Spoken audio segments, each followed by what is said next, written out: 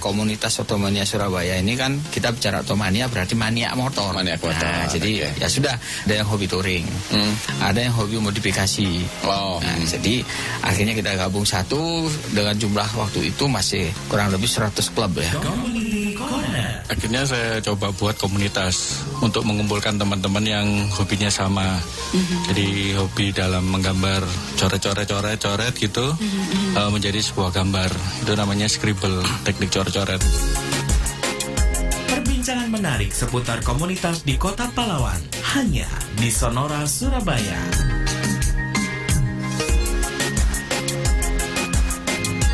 Baik, selamat sore sahabat Sonora. Seperti yang sudah saya informasikan tadi, kalau sore hari ini setiap hari Jumat selalu ada yang namanya Community Corner. Dan sore ini di jam 3 sampai jam 4 sore kita akan ngobrol dengan sebuah komunitas yang menamakan dirinya Child Reverie Indonesia. Kita sapa dulu ya beberapa narasumber yang sudah siap dan juga sudah bergabung dengan saya. Cuma tetap berada di posisinya masing-masing, jadi tidak ada di studio. Jadi kami tetap melakukan protokol kesehatan ya. Jadi tetap ada di tempatnya. Baik, selamat sore. Saya sapa dulu ini Dr. Kandidat Titis Tata MM CTNNLP CPSTF. Halo, selamat sore Ibu Titis. Halo. Selamat sore, Bu. Iya. Iya. Sehat Selamat selalu. Sore, Mbak.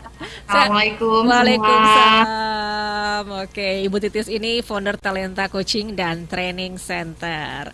Oke, untuk selanjutnya narasumber berikutnya adalah Mas Bagus Indra Setiawan. Selamat sore, Mas Bagus.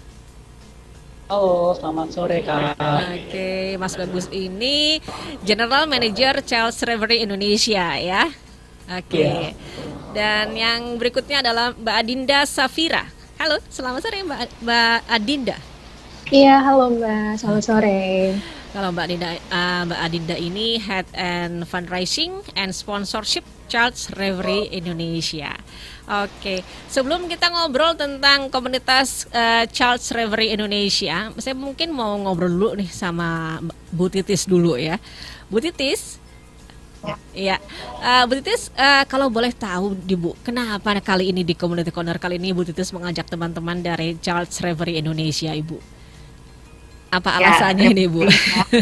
Ya, sahabat Sonora, untuk episode kali ini sangat menarik karena teman-teman dari Child Reverie ini memang khusus dihadirkan.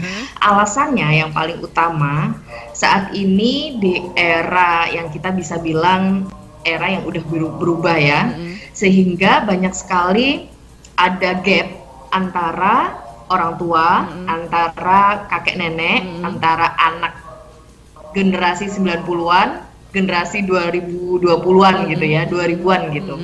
Nah, ini yang membuat nggak sinkron antara pemahaman salah satu dan yang lainnya. Bukan berarti tidak ada yang salah, yang ini salah, yang ini benar, tidak. Tapi memang ada perbedaan signifikan terhadap pola pikir dan pemahaman karena sudah beda era, benar nggak Mbak? Nah, komunitas seperti Revera ini menjembatani itu untuk membuat anak-anak yang sekarang ini ada case untuk tidak mendapatkan haknya, untuk diedukasi tidak hanya anaknya, tapi juga orang tua dan sekelilingnya.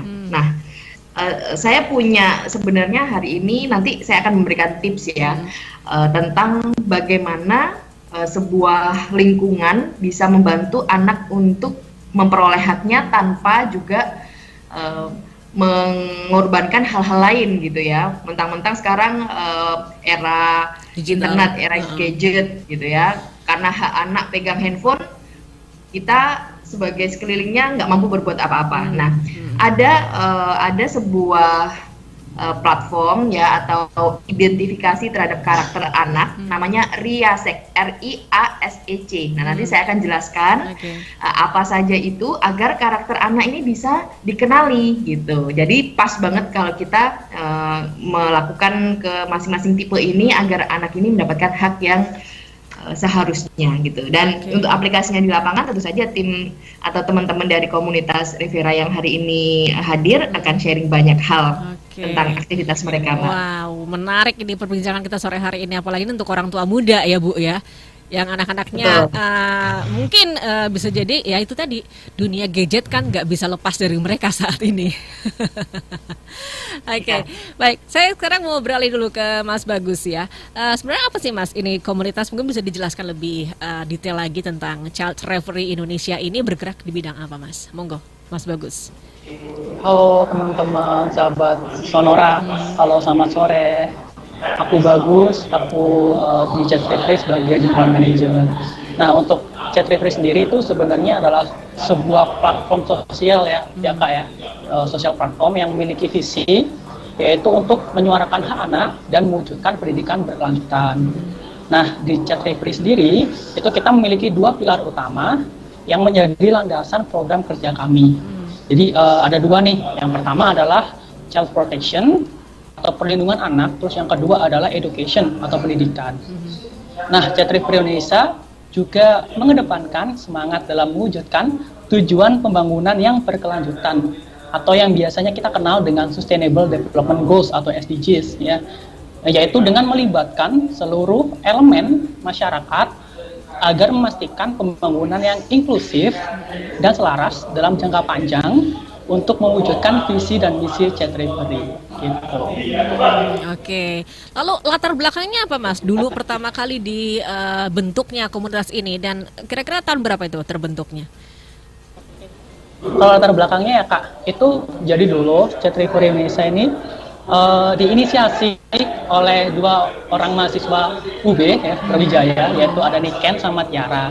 Nah, keduanya ini memang dari dulu tuh concern banget di isu sosial, terutama di ranah pendidikan. Itu pengen banget punya sebuah yayasan di mana salah satu programnya itu punya sekolah gratis lah untuk anak-anak yang memang kurang mampu. Karena mereka itu melihat banyak pendidikan untuk anak-anak di Indonesia ini ternyata bisa dibilang masih jauh dari kata setara ya. Ada gap atau jaraknya itu masih besar gitu. Apalagi di masa pandemi seperti ini gitu, yang membuat banyak banget anak-anak jadi makin susah buat mengakses pendidikan formal maupun non formal. Rasanya ya mesti sama gitu. Satu biasanya emang keterbatasan biaya ya, atau finansial, dan rendahnya emang kesadaran akan pentingnya pendidikan untuk anak. Dan akhirnya mereka berdua ini sepakat untuk membuat sebuah platform atau wadah yang memiliki visi utama, yaitu menyuarakan hak anak dan mewujudkan pendidikan berkelanjutan. Kalau untuk terbentuknya nih tahun kapan? Nah, sebenarnya kita masih baru ya Kak ya, yaitu Chat Referee Indonesia itu terbentuk bertepatan dengan Hari Anak Nasional, yaitu 23 Juli tahun 2020 yang lalu. Oh, jadi baru kemarin ya? Iya, saat pandemi. Saat pandemi berarti. Oke. Ya mungkin gara-gara pandemi juga mungkin ya. Jadi latar belakangnya gitu hal ini ya. Betul banget Kak. Iya. Iya. Lalu untuk anggotanya nih, sudah berapa, jumlahnya berapa? Dan rentang usianya antara berapa sampai berapa? Kalau untuk jumlah anggota sendiri, sekarang kita memiliki sekitar 30 anak muda yang bergabung di Chat Referee. Kenapa anak muda? Karena kebanyakan dari teman-teman ini masih SMA dan mahasiswa gitu. Ya ada beberapa yang emang sudah bekerja. Kalau teman-teman yang berada di Chat Referee ini semuanya berasal dari seluruh Indonesia ya Kak ya. Tapi emang kebanyakan memang di Surabaya dan Malang. Gitu. Oh, jadi ini tersebar di seluruh Indonesia ya, Child Referee? Iya betul banget. 30 pemuda ini atau 30 anggota ini di seluruh Indonesia? Iya, di seluruh Indonesia. Oke, jadi kalian kalau ngumpulnya berarti secara online dong? Kalau ya, mau ngobrolnya? Biasanya kalau kita meeting ya, itu biasanya emang secara online. Secara online? Biasanya emang ketemunya langsung. Oke, jadi belum ini ya, belum kopi darat gitu ya? Oh. Oke, baik. Nah, ini kegiatannya apa saja sini yang dilakukan? Kan 2020 tahun lalu ya, bulan Juli, sekitar sudah 1 tahun dong, hampir 2 tahun untuk 2022 ini ya. Nah, ini kegiatannya apa saja selama 1,5 tahun ini? Oke, jadi untuk kegiatan Chat Referee sendiri itu selain sebagai wadah tadi ya Kak ya, yang dapat kita sebagai wadah terus menyuarakan keadilan anak-anak di Indonesia gitu, melalui penyebaran informasi dan advokasi, kami juga berusaha untuk terjun langsung dan memberi kontribusi nyata ya, untuk mereka. Contohnya? Nah, kalau Contohnya kegiatan kita, kami biasa mengadakan beberapa proyek sosial, yaitu salah satunya kolaborasi, yang dimana kami berkolaborasi dengan komunitas-komunitas yang memang memiliki visi yang sama dengan Cetrivery Indonesia. Kita juga berkolaborasi dengan yayasan atau lembaga sosial lainnya, maupun stakeholder, ya, untuk membuat sebuah proyek bagi anak-anak di kampung prasejarah atau kaum miskin kota yang memang akses pendidikannya ini terhambat. Nah, biasanya kami membuat proyek secara tematik ya konsepnya ya, dengan menyesuaikan karakter tempat dan kebutuhan anak-anak di daerah tersebut. Nah, biasanya proyekan ini tuh berlangsung selama 1-2 bulan yang diadakan di setiap weekend, yaitu Sabtu dan Minggu. Nah, selain kolaborasi yang offline tadi, kita juga ada proyek offline lainnya, yaitu sifatnya eventual, yaitu seperti kayak contohnya kemarin ya Kak ya, kita bikin kegiatan di Hari Kemerdekaan di salah satu kampung prasejarah di daerah Kenjeran, Surabaya. Itu kita buat karena anak-anaknya pengen banget untuk diadakan lomba 17-an. Karena mereka bilang, Kak, aku belum pernah sama sekali nih ngerasain lomba 17-an itu seperti apa sih. Nah, akhirnya kita bareng teman-teman membuat sebuah kegiatan lomba 17-an bersama dengan beberapa komunitas juga gitu. Setelah proyekan offline, kita juga punya proyek secara online. Kita juga mempunyai online proyek yaitu Cup of Tea atau live Instagram bareng orang-orang atau lembaga yang memang concern di isu tentang hak anak atau pendidikan berkelanjutan. Dan juga kita juga beberapa kali mengadakan webinar juga. Begitu. Ini lebih ke diskusi mungkin ya. Ya, betul Kak. Untuk online project memang kebanyakan kita diskusi. Lebih diskusi. Oke, baik. Seru sekali apa yang kita obrolin sore hari ini. Tapi kita break dulu ya. Nanti kita akan ngobrol lagi di sesi berikutnya. Dan untuk Anda, sahabat Sonora, jangan lupa acara ini kami siarkan secara langsung melalui YouTube. Jadi Anda bisa melihat kami di YouTube di Sonora Surabaya. Silakan langsung diklik, dibuka ya di YouTube ya. Lalu kalau Anda mau bertanya juga boleh, silakan bisa bergabung di WhatsApp boleh di 0811 304 9800.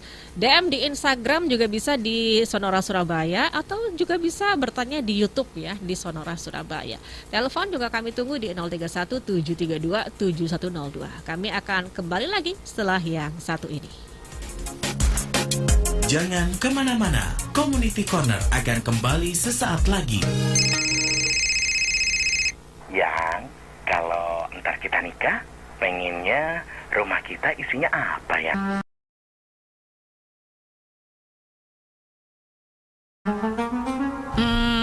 Aku pengennya yang lengkap ya.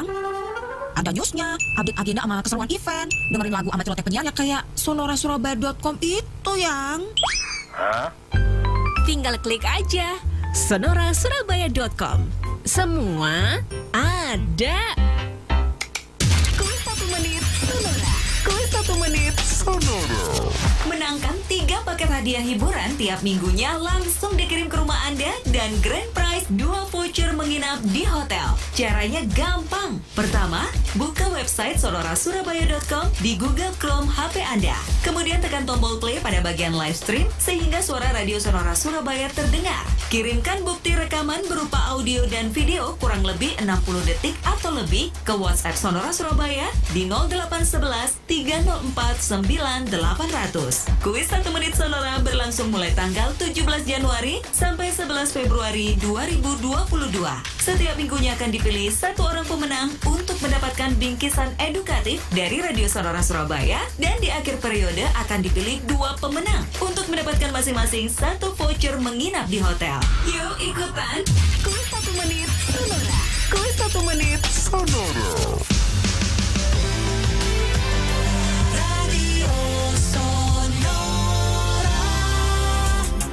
Kembali akan Anda ikuti Community Corner, perbincangan menarik seputar komunitas di Kota Pahlawan. Anda masih bergabung bersama kami dalam Community Corner dan kita juga masih ngobrol-ngobrol dengan komunitas Child Reverie Dan kali ini kita akan ngobrol tentang pentingnya perlindungan hak dan pendidikan berkelanjutan bagi anak-anak. Masih ada 3 narasumber kami yang siap untuk menemani Anda dan juga mungkin membahas semua permasalahan yang ini Anda tanyakan melalui WhatsApp. Silakan Anda bisa bergabung di 0811 304 9800 atau juga bisa masuk melalui line telepon di 031 732 7102, DM di Instagram di Sonora Surabaya. Dan acara ini kami siarkan secara langsung melalui YouTube ya. Anda bisa lihat secara live di YouTube Sonora Surabaya. Baik, kita masih bersama dengan Dr. Kandidat Titis Tata MMCT NNLP CPSTF, founder Talenta Coaching dan Training Center. Juga ada Mas Bagus Indra Setiawan, General Manager Child Referee Indonesia. Juga Mbak Adinda Safira, Head of Fundraising and Sponsorship Child Referee Indonesia. Tadi saya sudah ngobrol dengan Mas Bagus, kemudian juga dengan Bu Titis ya. Sekarang saya mau ngobrol dulu dengan Mbak Adinda. Ini sebagai yang yang nyari duit ini ya. Yang nyari duit. Halo Mbak Adinda. Iya. Mau nanya nih Mbak sama Mbak Adinda nih. Ini kan Mbak Adinda kebagian ibaratnya kalau orang bilang tuh keuangan begitulah ya. Nah, ini dari mana Mbak sumber pendanaan kegiatan untuk Child Referee Indonesia ini? Baik, selama ini sih sejak kita berdiri sampai saat ini, selama ini pendanaan kita itu dari donatur-donatur yang biasanya kita open donasi kalau mau ada proyek sosial gitu, sama ada kerjasama sama beberapa corporate gitu. Dari sana sih Mbak. Dari para donatur itu berarti ini ya ibaratnya mencari jemput bola gitu ya Mbak Adinda ya, otomatis ya. Oke. Nah, untuk donatur kebanyakan personal apa corporate nih Mbak? Sebenarnya kebanyakan sih dari personal ya, karena kan dilakukannya biasanya kita open donasi itu setiap mau ada proyek sosial doang gitu. Tapi ada juga donasi rutin sih, dan itu kebanyakan juga dari personal. Oh gitu. Oh jadi ada donatur tetap juga yang support kebutuhan dari Child Referee ini? Iya, ada. Oke, baik. Nah, untuk sahabat Sonora nih, mungkin ya, siapa tahu ada yang terketuk hatinya nih. Dan pengen jadi donatur. Nah, ini donasi ini bisa diberikan dalam bentuk apa, Mbak? Bentuk barang atau uang tunai?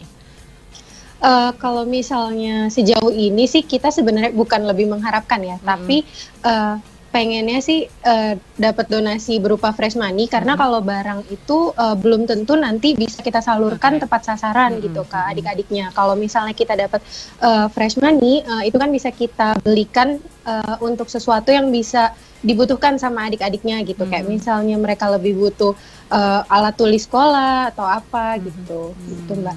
Oke, jadi dilihat nanti kira-kira keperluannya apa begitu ya. Lebih enak memang duit sih, lebih fleksibel. Iya benar. Oke, lalu bagaimana cara agar bisa menjadi sponsorship? Misalnya ada sebuah perusahaan ya besar begitu ingin juga bergabung begitu dengan acara yang kalian selenggarakan. Ini bagaimana caranya supaya perusahaan ini bisa bergabung di kegiatan yang digagas sama Child Referee?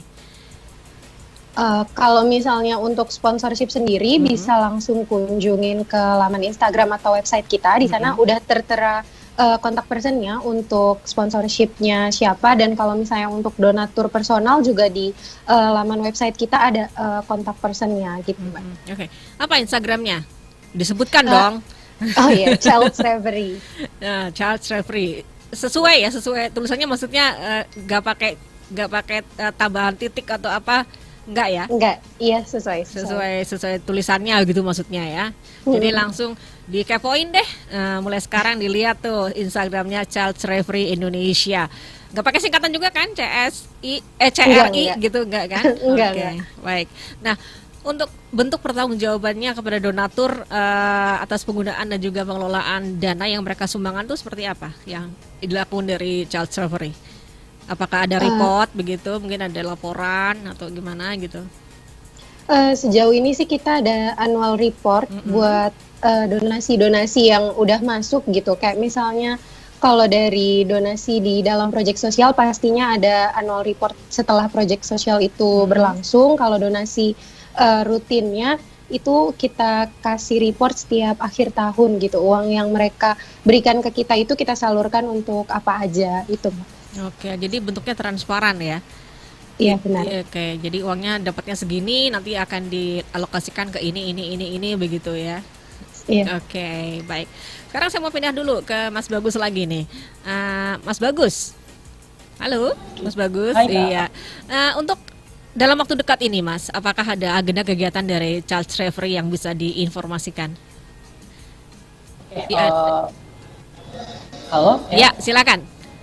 Oke, kalau agenda kegiatan dalam waktu dekat ya Kak, kalau dari Child Referee sendiri itu tetap ya bakal ada social project online maupun offline ya. Tapi untuk sekarang kita masih dalam proses regenerasi tim nih Kak, dan akan kembali aktif kemungkinan itu di pertengahan bulan ini ya, di pertengahan Februari ini.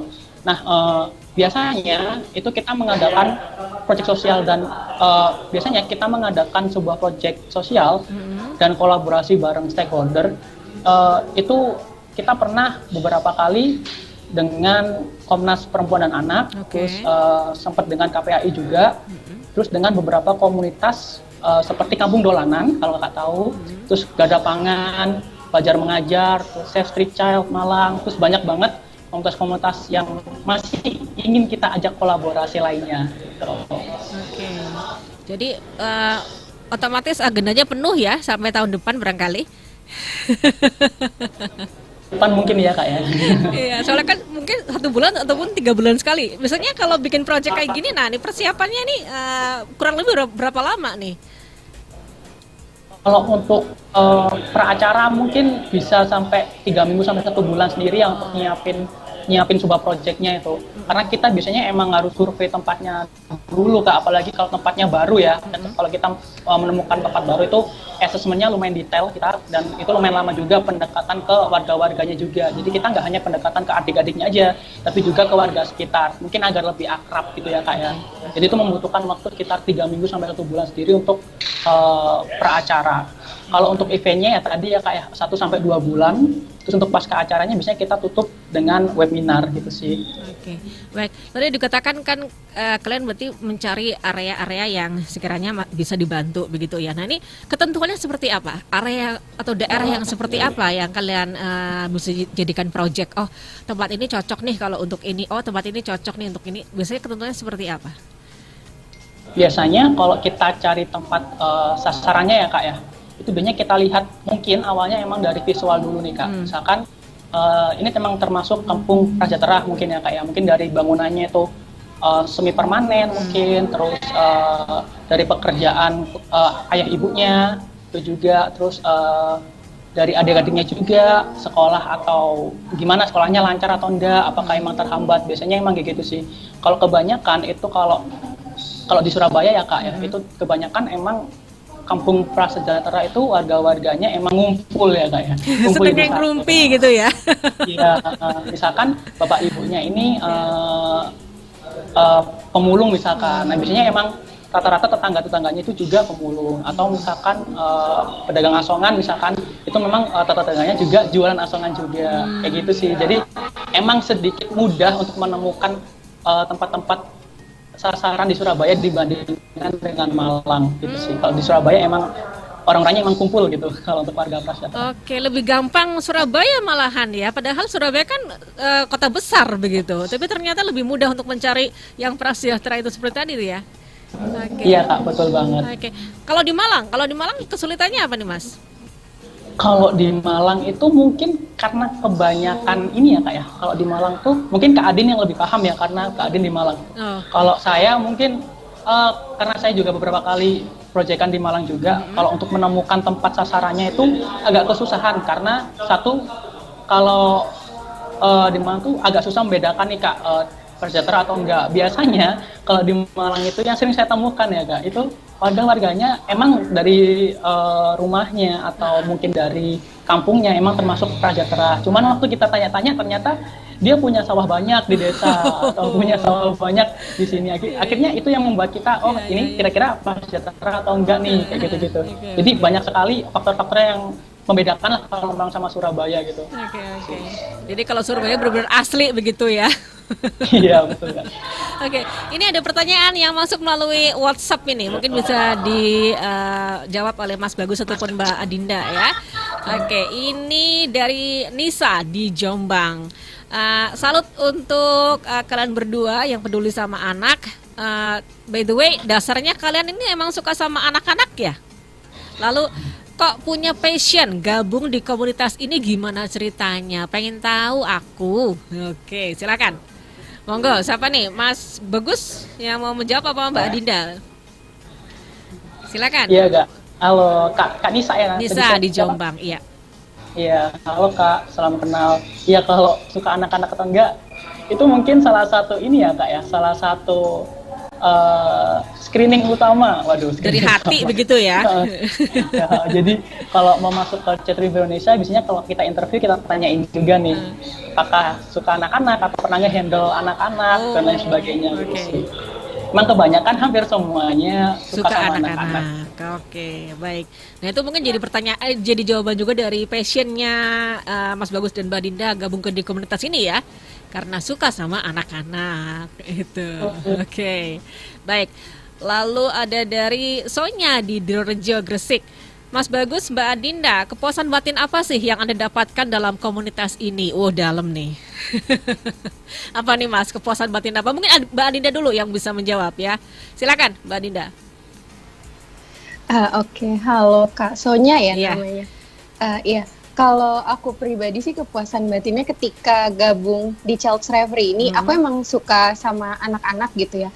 Dan selalu kepikir gitu, apa sih yang bisa aku lakuin karena aku mungkin dinilai punya privilege lebih daripada adik-adik yang nggak punya privilege gitu. Jadi ketika aku bisa menyalurkan tenaga, ide ataupun tenaga dan ide yang bisa aku bantu ke mereka, itu kayak wah seneng banget gitu ngelihat mereka bisa senyum, mendapatkan manfaat dari apa yang bisa aku lakuin. Itu kayak apa ya, seneng aja gitu loh. Bahagia itu sederhana ya Mbak ya. Iya benar. Lihat mereka senyum aja udah seneng ya. Iya benar. Oke, Mas Bagus gimana Mas untuk kepuasan batinnya Mas? Apa sama seperti Mbak Adinda?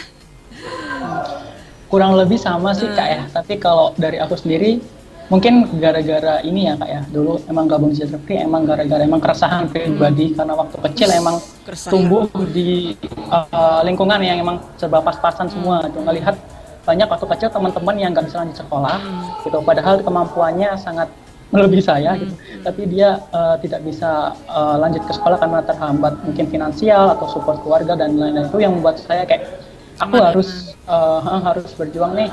Masih banyak loh anak-anak yang seperti teman-temanku tadi gitu, yang hak-haknya emang nggak terpenuhi.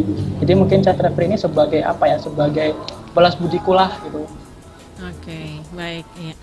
Ada pertanyaan lagi nih sebelum kita break iklan ya, dari Inung di Bangkalan. Apakah proyek sosial Chat Reverie ini hanya di kota besar saja? Apa juga ke daerah-daerah pelosok dan tertinggal? Lalu daerah mana saja yang pernah didatangi dan kayak apa kondisi daerahnya? Monggo, Mas Bagus. Oke, jadi untuk proyek-proyeknya kita tidak menutup kemungkinan ya teman-teman untuk melakukan proyek itu di seluruh Indonesia maupun kota besar maupun daerah pelosok.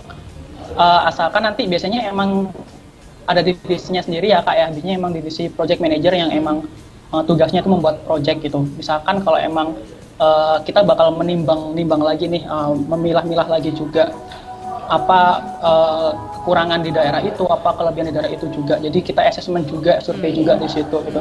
Jadi proses untuk membuat project ini sebenarnya nggak dikit gitu, tapi banyak banget prosesnya yang harus dilalui. Nah biasanya kalau emang ya satu tempat itu emang cocok, ya mau dimana pun bisa sih. Itu kemungkinannya besar banget kalau misalkan semuanya cocok untuk dijadikan sebuah project. Oke. Kalau misalnya ada sahabat Sonora nih yang memberikan informasi begitu, apakah bisa di follow up juga? Misalnya, Mas ini loh di daerah ini bisa dibantu ini gitu. Bisa di follow up juga Mas? Bisa banget dan boleh banget, malah itu sangat ngebantu teman-teman dari Chat Reverie juga. Cuman biasanya kita juga lihat juga ya Kak, sumber daya kita juga terbatas. Biasanya apakah emang di daerah itu tuh bisa untuk dijangkau pertama ya, terus apakah teman-teman dari Child Referee ini mau untuk melakukan proyek di sana. Itu aja sih Kak. Oke, baik ya. Nanti kita akan ngobrol lagi dan Anda masih juga punya kesempatan untuk bergabung kembali bersama kami untuk bertanya-tanya atau mungkin ingin bergabung juga bersama Child Referee Indonesia, silakan. Anda bisa WhatsApp di 0811 304 9800 atau juga bisa masuk melalui DM di Instagram Sonora Surabaya, dan acara ini kami masih siarkan secara live melalui YouTube ya di Sonora Surabaya. Jangan kemana-mana, Community Corner akan kembali sesaat lagi. Menanti rekaman UMKM di tahun macan air. Sahabat Sonora, selama pandemi COVID-19, UMKM khususnya produk makanan dan minuman diprioritaskan oleh pemerintah sebagai ujung tombak pemulihan geliat perekonomian nasional. Lantas apa yang harus dipersiapkan oleh pelaku UMKM agar bisa bangkit, bergerak cepat, dan mampu menerkam di tahun macan air ini?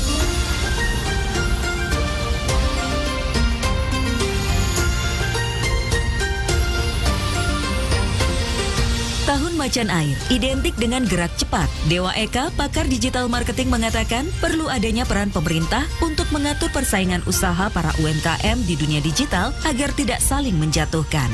Pengaturan arsitektur ekosistemnya, bagaimana diatur supaya tidak terjadi saling mematikan dan saling bersaing yang tidak perlu antara mungkin perusahaan-perusahaan e-commerce, platform-platform yang sudah besar dengan UMKM ini. Nah ini kita lihat bagaimana di dalam e-commerce yang sekarang, itu adalah sebuah kenyataan. Kita lihat bahwa 80% adalah barang-barang impor. Nah ini juga harus ada sebuah strategi-strategi tambahan dari pemerintah bagaimana kita menciptakan sebuah ekosistem ini harus saling menjaga dan saling melindungi antar semua pelaku usaha. Dan juga bagaimana untuk pelatihan dan juga pendampingannya.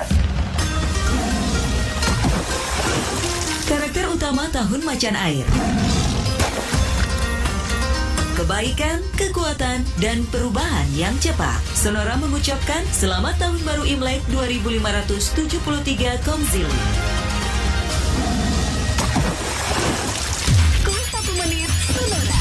Kuis 1 menit Sonora. Menangkan 3 paket hadiah hiburan tiap minggunya langsung dikirim ke rumah Anda dan grand prize 2 voucher menginap di hotel. Caranya gampang. Pertama, buka website sonorasurabaya.com di Google Chrome HP Anda. Kemudian tekan tombol play pada bagian live stream sehingga suara radio Sonora Surabaya terdengar. Kirimkan bukti rekaman berupa audio dan video kurang lebih 60 detik atau lebih ke WhatsApp Sonora Surabaya di 0811 304 9800. Kuis 1 menit Sonora berlangsung mulai tanggal 17 Januari sampai 11 Februari 2022. Setiap minggunya akan dipilih 1 orang pemenang untuk mendapatkan bingkisan edukatif dari Radio Sonora Surabaya, dan di akhir periode akan dipilih 2 pemenang untuk mendapatkan masing-masing 1 voucher menginap di hotel. Yuk ikutan Kuis 1 menit Sonora. Kuis 1 menit Sonora.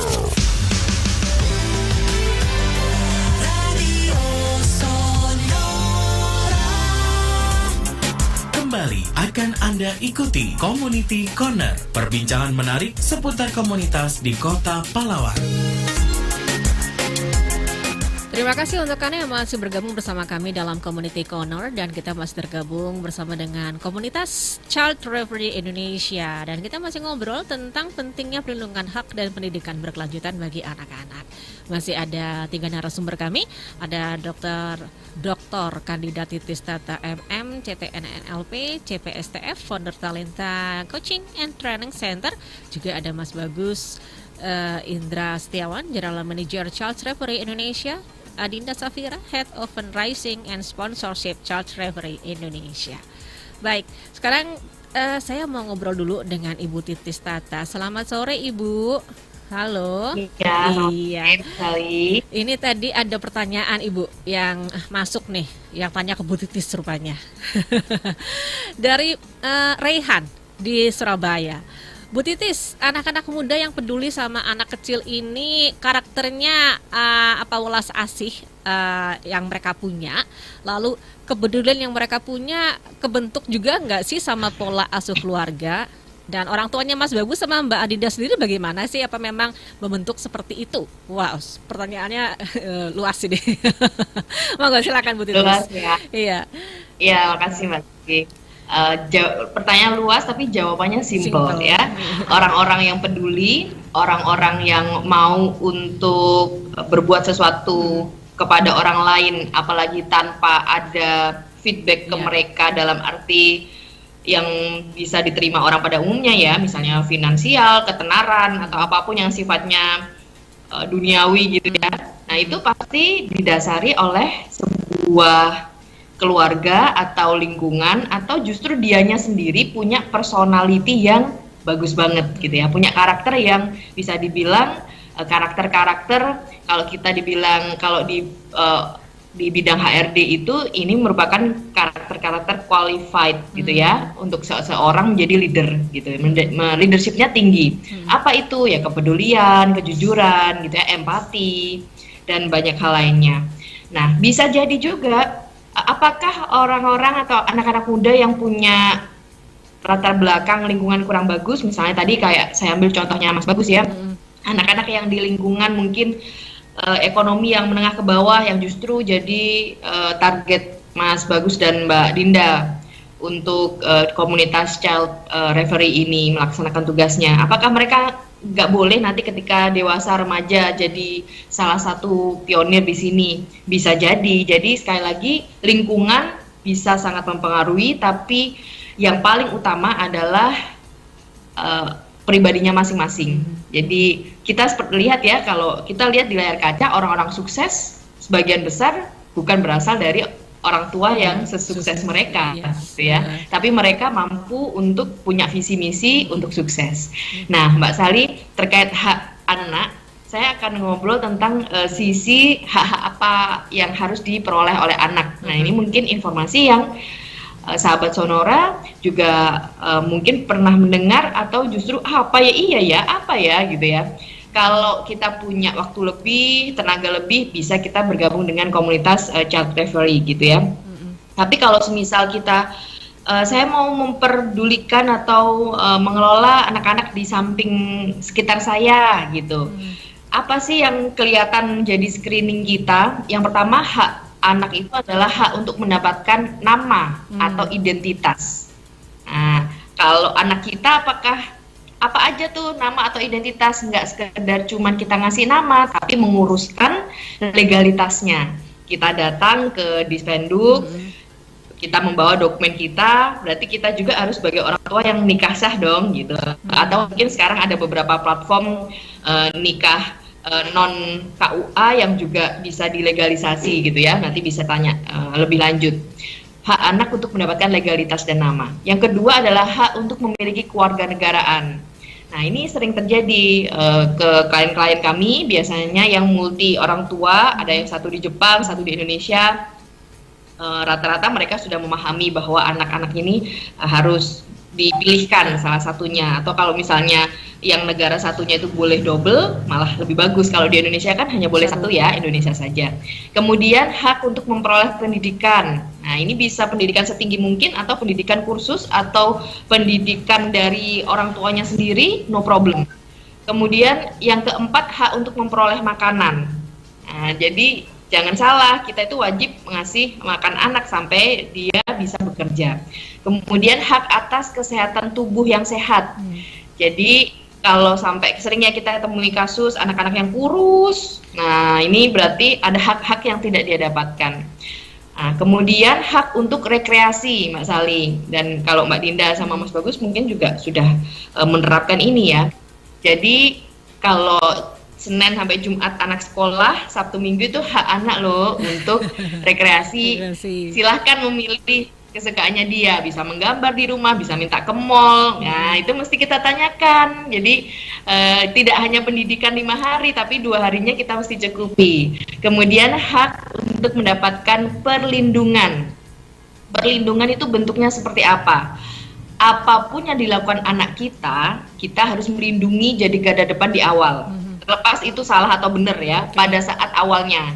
Nah, setelah kita lindungin dulu, kan kita lihat ya kasus di TV ya, artis yang kecelakaan, nah itu kan ya dia diberi stigma dia kurang baik, tapi bukan berarti dia kemudian tidak dilindungi. Harusnya orang tuanya melindungi dulu dan kemudian memperbaiki.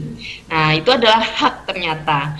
Makanya ketika hak-hak ini tidak dicukupi, pasti anak ini akan bertumbuh dengan tidak semestinya. Nah, itu karena hak-hak ini tidak dipenuhi. Kemudian dua lagi, hak untuk berperan dalam pembangunan. Jadi berkontribusi, kemudian mensupport pembangunan negara gitu ya.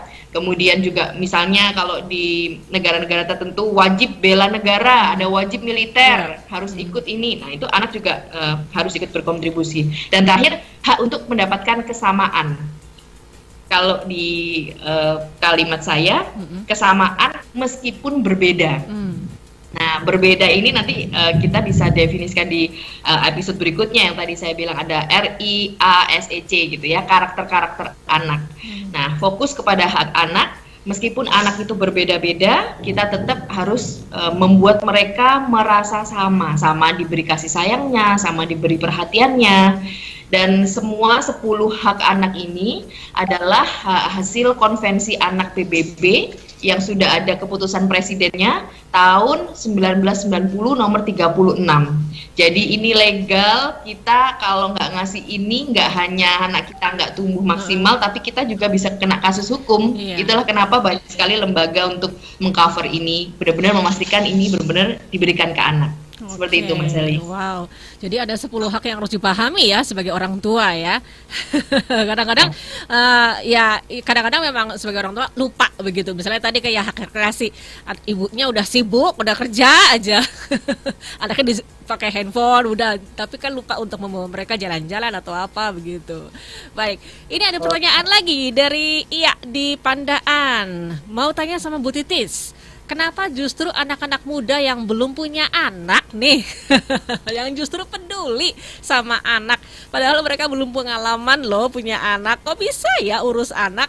Apa yang terjadi sama sosial kita? Kenapa justru orang dewasa yang sudah punya anak malah nggak peduli Bu sama kepentingan dan juga hak anak? Nah, fenomena apa ini Bu yang terjadi Bu? Wah, very smart question ya.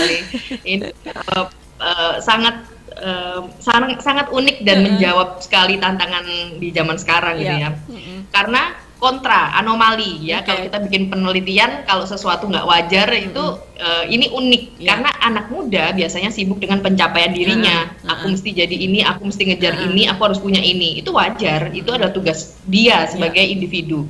Nah, kalau ada anak-anak muda seperti Mas Bagus dan Mbak Dinda, ini luar biasa menurut saya.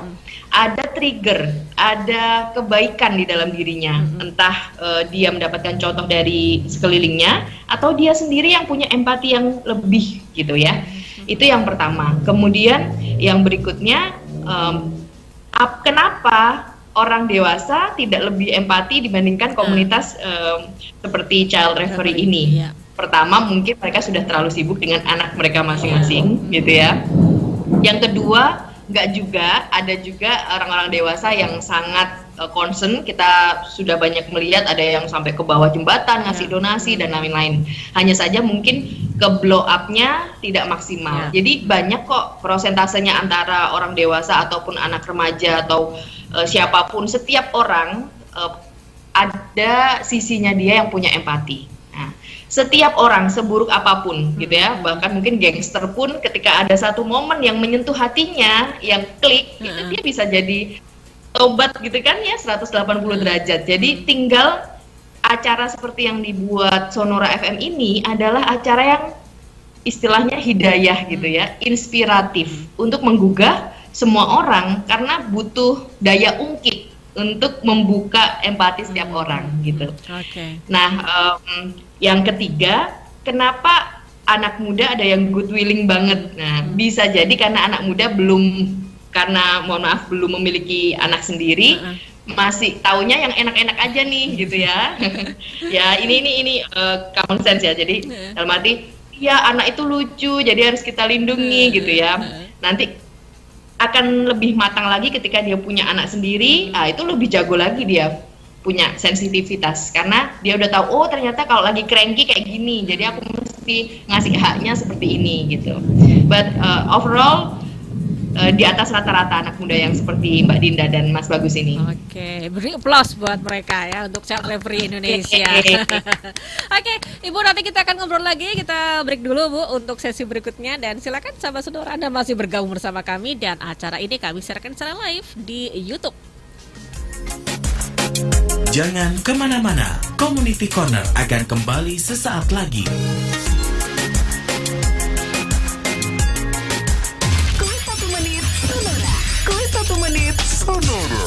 Menangkan 3 paket hadiah hiburan tiap minggunya langsung dikirim ke rumah Anda dan grand prize 2 voucher menginap di hotel. Caranya gampang. Pertama, buka website sonorasurabaya.com di Google Chrome HP Anda. Kemudian tekan tombol play pada bagian live stream sehingga suara radio Sonora Surabaya terdengar. Kirimkan bukti rekaman berupa audio dan video kurang lebih 60 detik atau lebih ke WhatsApp Sonora Surabaya di 0811 304 9800. Kuis 1 menit Sonora berlangsung mulai tanggal 17 Januari sampai 11 Februari 2022. Setiap minggunya akan dipilih 1 orang pemenang untuk mendapatkan bingkisan edukatif dari Radio Sonora Surabaya, dan di akhir periode akan dipilih 2 pemenang untuk mendapatkan masing-masing 1 voucher menginap di hotel. Yuk ikutan Kuis 1 menit Sonora. Kuis 1 menit Sonora.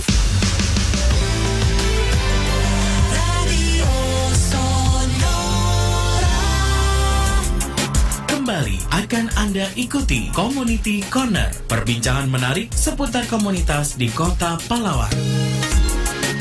Gak terasa tahu sudah di sesi terakhir. Ibu Titis, mungkin tadi yang Bu Titis ingin sampaikan ya tentang bagaimana cara mendeteksi karakter anak nih. Mungkin bisa disampaikan singkat, Bu. Soalnya mau ke closing statement. Monggo silakan Bu Titis. Ya, baik, terima kasih Mbak Sally. Untuk hak yang nomor 10 tadi, hak untuk memberikan kesamaan walaupun anak itu berbeda, ada teori dari John L. Holland, namanya RIASTC, ya, yang pertama anak-anak yang realistik, kemudian anak yang investigatif, anak yang artistik, anak yang sosial, anak yang enterprising, dan anak yang konvensional.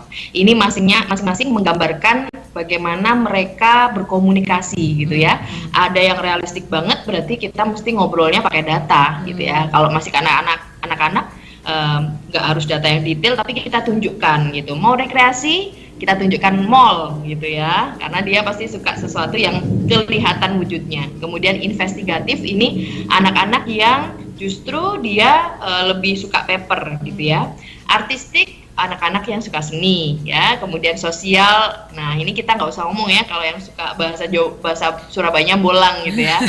Nah, kasih aja dia waktu sebentar untuk main ke tetangga. Nah, walaupun panas, kadang kita aduh jangan dong nanti hitam gitu ya. Kita mesti kasih lah 15 menit gitu misalnya ya. Kemudian enterprising, nah ini calon-calon pengusaha gitu ya. Udah pikirannya itu membentuk sesuatu gitu, tatanan sistem dan lain-lain.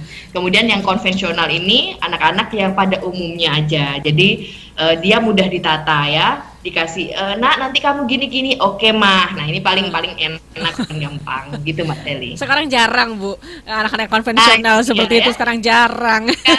Sekarang jarang yang konvensional, makanya judulnya konvensional karena lama ya. Sekarang era now. Gitu. Itulah kenapa sahabat Sonora kalau mau tahu gimana anaknya mesti digimanain cara komunikasinya, bisa tes di tempat saya di Talenta Virtual Training Center and Psychoanalysis. Saya punya serangkaian metodenya untuk mengetahui karakter anak. Oke, sip. Nah, silakan nih untuk Anda, sahabat Sonora, kalau penasaran ya, anaknya seperti apa sih? Nah, silakan langsung bawa deh ke Bu Titis. Oke, baik Ibu, untuk sesi terakhir nih, closing statement dari Bu Titis dulu sebelum ke Mas Bagus dan juga Mbak Adinda. Monggo. Ya, mungkin terlihat susah ya untuk memberikan 10 hak anak. Misalnya, waduh, hak untuk bermain, hak untuk rekreasi, pakai duit apa? Nah, anak-anak sama seperti juga kita harus memahami bahwa kebahagiaan, relaksasi itu harus mendalam, benar-benar di dalam jiwanya. Jadi tidak harus kita pergi ke suatu tempat, staycation gitu ya bahasanya, atau holiday, enggak, bisa aja tetap di rumah, tapi dengan gaya-gaya yang rileks. Ya, sangat mudah. Jadi memberikan 10 hak anak, sekali lagi pendengar Sonora bisa diberikan dengan sangat tanpa budget apapun, relax, tanpa harus mikir kreativitas apapun. Yang paling utama poinnya, tanyakan anak maunya apa. Itu, Bu. Nah, bisa konsultasi ke saya, bisa hubungi 081 23 61 88 799. IG-nya Ibu? IG-nya di @titis_tatasari. Nah, silakan langsung dikepoin ya IG-nya Bu Titis. Monggo, Mas Bagus, closing statement, Mas. Halo? Iya, silakan Mas Bagus. Oke, mungkin aku mau ngajak aja ya Kak ya. Jadi semuanya buat teman-teman pendengar Sonora, sahabat Sonora semuanya, mari kita semuanya bergandeng tangan untuk terus menyuarakan isu hak-hak anak di Indonesia. Dan teman-teman juga bisa turut mendukung aksi nyata kami dengan mengikuti kampanye-kampanye yang kita buat di Instagram @child_recovery atau bisa berdonasi juga yang nantinya akan disalurkan untuk kebutuhan adik-adik dari keluarga yang prasejahtera di Indonesia. Oke, thank you. Mbak Adinda, monggo silakan. Iya, kalau dari aku sih sekalian mau ngucapin makasih juga buat para teman-teman dan para donatur yang selama ini udah mendukung kegiatan Child Recovery. Semoga kedepannya kita semua bisa selalu bermanfaat dan bergandengan tangan untuk kesejahteraan hak-hak anak yang ada di Indonesia. Oke. Terakhir nih sebelum closing, bagaimana caranya kalau mau gabung? Mungkin ada sahabat Sonora pengen bergabung dengan komunitas Child Recovery. Caranya bagaimana Mbak Adinda atau Mas Bagus? Monggo. Ya, oke. Kalau untuk ingin bergabung, kebetulan banget nih Kak. Kemarin tuh baru aja kita selesai buat pengenalan anggota baru, yaitu teman-teman dari batch 3 yang kemarin sudah daftar dan lolos interview juga.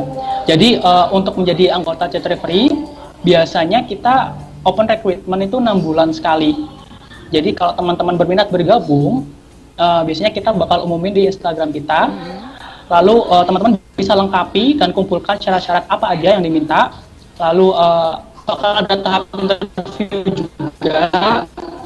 Dan nanti jika keterima, nanti bakal dihubungin oleh tim internal dari Child Recovery Indonesia. Nah, untuk informasi lebih lengkapnya, sahabat Sonora semuanya bisa cek di Instagram kita di @child_recovery. Oke. Terima kasih Bu Titis, terima kasih Mas Bagus dan juga Mbak Adinda untuk ngobrol-ngobrolnya ya sore hari ini. Mudah-mudahan sukses untuk acara-acara yang akan diselenggarakan oleh Child Recovery Indonesia ya. Oke, thank you. Selamat sore. Ya. Sahabat Sonora, itulah tadi perbincangan kita ya bersama komunitas Child Recovery Indonesia dan juga dengan Ibu Titis Tata. Nah, mudah-mudahan apa yang sudah kita sampaikan sore hari ini selama 1 jam bisa membuka wawasan Anda tentang memberikan perlindungan ataupun juga hak untuk anak-anak. Saya Sri Diandra, selamat sore dan sampai jumpa. Sonora Pagi, masih bersama saya Rara Kalesaran sampai dengan jam 10 nanti. Saya mau sapa dulu deh sahabat Sonora yang ada di jaringan KG Radio Network yang ada di Jakarta, Bandung, Semarang, Yogyakarta, Purwokerto, Solo, Surabaya, Hai Bali, Lampung, Medan, Palembang, Pangkal Pinang, dan juga Pontianak. Daryl Adam kembali menemani aktivitas pagi Anda dalam program Smart Business Today. Seperti biasa, rangkuman informasi ringan terpilih dari dunia ekonomi, keuangan, dan juga bisnis baik dalam dan luar negeri telah kami siapkan untuk menemani aktivitas Anda. Sambil menemani Anda istirahat siang jam 12 sampai dengan jam 2 siang ini, bersama dengan saya Theodora Mayang akan menemani Anda di AMKM. Anda meminta, kami memutar. Baik, kami laporkan sahabat Sonora informasi lalu lintas untuk siang hari ini. Lalu lintas di Tol Jor PIK arah Kembangan terpantau padat, kemudian disampaikan Mampang Perapatan menuju Buncit Raya macet, sebaliknya ramai lancar. Berikutnya lalu lintas Gerbang Tol Cikupa arah Serang terpantau padat, antrian terjadi kepadatan arah Merak. Dan sahabat Sonora yang ingin berbagi informasi lalu lintas dan juga cuaca, silakan untuk menyampaikan melalui line SMS atau WhatsApp. Sudah balik lagi di jam 3 teman Motion. Stay clean, stay healthy, and stay happy with Motion 97.5. Bersama kita jaga protokol kesehatan dengan menggunakan masker, mencuci tangan, dan menjaga jarak.